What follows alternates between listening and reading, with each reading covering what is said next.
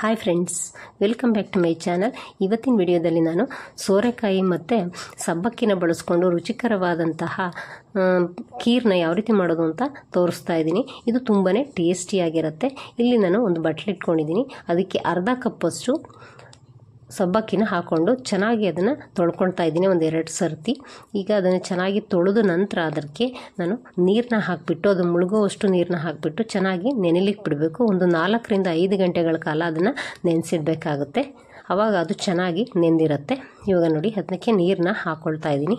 ಈಗ ಇದನ್ನು ಒಂದು 4 ರಿಂದ 5 ಗಂಟೆ ನೆನೆಲಿಕ್ಕೆ ಬಿಟ್ಬಿಡೋಣ. ಈಗ ಇಲ್ಲಿ ನಾನು ಒಂದು 200 ಗ್ರಾಮಷ್ಟು ಸೋರೆಕಾಯಿನ ತೊಗೊಂಡಿದ್ದೀನಿ.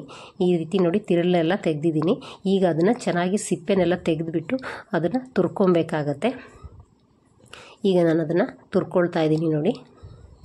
ಈ ರೀತಿ ತೆಗೆದಿಟ್ಕೊಳ್ಬೇಕಾಗತ್ತೆ. ಇಷ್ಟಾದರೆ ಸಾಕಾಗುತ್ತೆ.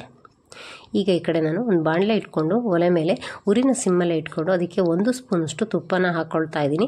ತುಪ್ಪ ಸ್ವಲ್ಪ ಬಿಸಿಯಾದ ನಂತರ ಅದಕ್ಕೆ ನಾನು ಬಾದಾಮಿ ಮತ್ತು ಗೋಡಂಬಿಗಳನ್ನ ಹಾಕ್ಕೊಳ್ತಾ ಇದ್ದೀನಿ. ಈಗ ಇವುಗಳನ್ನ ಚೆನ್ನಾಗಿ ನಾವು ಉರಿನ ಲೋ ಫ್ಲೇಮಲ್ಲೇ ಇಟ್ಕೊಂಡು ನಿಧಾನವಾಗಿ ಈ ರೀತಿ ಸ್ಪೂನಿಂದ ಕೈ ಆಡಿಸ್ಕೊಳ್ತಾ ಚೆನ್ನಾಗಿ ಫ್ರೈ ಮಾಡ್ಕೊಳ್ಬೇಕು. ಎಲ್ಲಿವರೆಗೆ ಫ್ರೈ ಮಾಡ್ಕೊಳ್ಬೇಕಪ್ಪ ಅಂತಂದರೆ ಅದು ಕಂದು ಬಣ್ಣ ಬರೋವರೆಗೂ ಚೆನ್ನಾಗಿ ಫ್ರೈ ಮಾಡಿಕೊಂಡು ತೆಗೆದು ಒಂದು ಪ್ಲೇಟ್ಗೆ ಎತ್ತಿಟ್ಕೊಳ್ತಾ ಇದ್ದೀನಿ. ಈಗ ಅದೇ ತುಪ್ಪಕ್ಕೆ ಮತ್ತು ಅದೇ ಬಾಣಲೆಗೆ ನಾನು ತುರಿದಿರ್ತಕ್ಕಂತಹ ಸೋರೆಕಾಯಿನ ಹಾಕ್ಕೊಳ್ತಾ ಇದ್ದೀನಿ. ಈಗ ಇದನ್ನು ಹಾಕಿದ ನಂತರ ಉರಿನ ನಾವು ಲೋ ಫ್ಲೇಮಲ್ಲಿ ಇಟ್ಕೊಂಡು ಚೆನ್ನಾಗಿ ಈ ರೀತಿ ಮಿಕ್ಸ್ ಮಾಡ್ಕೊಳ್ತಾ ಅದನ್ನು ಫ್ರೈ ಮಾಡ್ಕೊಳ್ಬೇಕಾಗತ್ತೆ. ಸುಮಾರು ಒಂದು 3 ರಿಂದ 4 ನಿಮಿಷ ಈ ರೀತಿ ಲೋ ಫ್ಲೇಮಲ್ಲಿ ಫ್ರೈ ಮಾಡ್ಕೊಬೇಕು. ಅದು ಸಾಫ್ಟ್ ಆಗೋವರೆಗೂ ನಾವು ಸ್ವಲ್ಪ ಫ್ರೈ ಮಾಡ್ಕೊಳ್ಬೇಕಾಗತ್ತೆ.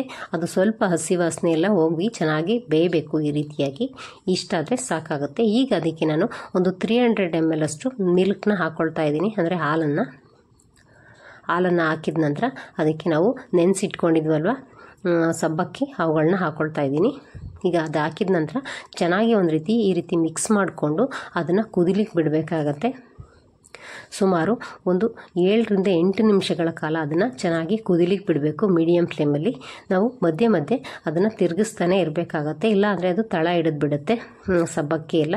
ಹಾಗಾಗಿ ನಾವು ತಿರುಗಿಸ್ತಾನೆ ಇದನ್ನು ಬೇಯಿಸ್ಕೊಳ್ಬೇಕು. ಈ ರೀತಿಯಾಗಿ ನೋಡಿ ಇವಾಗ ಅದು ಸ್ವಲ್ಪ ಚೆನ್ನಾಗಿ ಬೆಂದಿದೆ, ಒಂದು ಅರ್ಧದಷ್ಟು. ಈಗ ಅದಕ್ಕೆ ನಾನು ಒಂದು 200 ಗ್ರಾಮಷ್ಟು ಸಕ್ಕರೆನ ಹಾಕ್ಕೊಳ್ತಾ ಇದ್ದೀನಿ. ಸಕ್ಕರೆನ ಕೂಡ ಹಾಕಿ ಈ ರೀತಿ ಚೆನ್ನಾಗಿ ನಾವು ಮಿಕ್ಸ್ ಮಾಡ್ಕೊಳ್ಬೇಕು. ಈಗ ಅದು ಸ್ವಲ್ಪ ಗಟ್ಟಿಯಾಗಿದೆ ಅಲ್ವಾ, ಅದಕ್ಕೆ ಮತ್ತೆ ಒಂದು 200 ml ಅಷ್ಟು ಹಾಲನ್ನ ಹಾಕ್ಕೊಳ್ತಾ ಇದ್ದೀನಿ. ಈಗ ಇದನ್ನು ಮಿಕ್ಸ್ ಮಾಡಿ ಮತ್ತೆ ಒಂದು 2 ನಿಮಿಷಗಳ ಕಾಲ ಅದನ್ನು ನಾವು ಕುದಿಸ್ಕೊಳ್ಬೇಕು.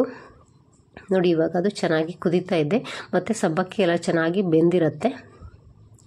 ಈಗ ಅದಕ್ಕೆ ನಾನು ಫ್ರೈ ಮಾಡಿ ಇಟ್ಕೊಂಡಿದ್ದೆ ಅಲ್ವಾ ಬಾದಾಮಿ ಮತ್ತು ಗೋಡಂಬಿ, ಅವುಗಳನ್ನ ಹಾಕ್ಕೊಳ್ತಾ ಇದ್ದೀನಿ. ಅದಕ್ಕೆ ಸ್ವಲ್ಪ ಏಲಕ್ಕಿ ಪುಡಿನ ಹಾಕ್ಕೊಂಡು ಚೆನ್ನಾಗಿ ಈ ರೀತಿ ಮಿಕ್ಸ್ ಮಾಡಿಕೊಳ್ಬೇಕು. ಈ ರೀತಿ ಮಿಕ್ಸ್ ಮಾಡಿದ ನಂತರ ನಾನು ಗ್ಯಾಸ್ನ ಆಫ್ ಮಾಡ್ಕೊಳ್ತಾ ಇದ್ದೀನಿ. ಇದುವರೆಗೂ ವಿಡಿಯೋ ನೋಡಿದರೆ ರೆಸಿಪಿ ಇಷ್ಟ ಆದರೆ ಒಂದು ಲೈಕ್ ಕೊಡೋದನ್ನು ಮರಿಬೇಡಿ. ಹಾಗೆ ನಮ್ಮ ಚಾನಲ್ನ ಸಬ್ಸ್ಕ್ರೈಬ್ ಮಾಡ್ಕೊಳ್ಳಿ.